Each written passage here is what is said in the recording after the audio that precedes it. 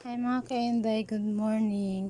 First time na ako nagahimo og vlog kay lagi nangayawat ko na may nalang makatabang ko sa akong bana kaya ako lang mang bana ang nagatrabaho. Ako ay walay trabaho. Aduna ko'y anak mga kainday nga gipagatas na ko, bibi pa siya mga 5 months pa siya mga kainday. So naaduna sad ko'y anak na naga-eskwela. Niami karon sa dagat mga kainday kay lagi nagaatang mi og isda kay magpalit kami og isda mga kainday kay para na mabalo ng ako ang bana padulong siya ang trabaho hasta nga akong anak nga nag-eskwela mga kainday.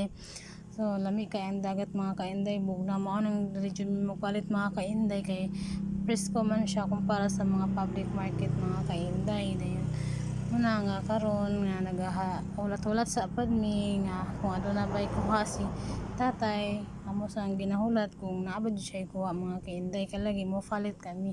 So kung mas makakuan man gud mi diri mga kainday, makasave mi kumpara dito sa public market mga kainday. Medyo duol-duol man gud ang dagat sa amuha.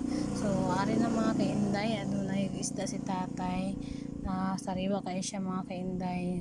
Wala ko kabalon sa ngalan ani mga kainday. So maura to mga kainday, salamat sa paglantaw sa akong video. Naway suportahan ko niyo. God bless everyone.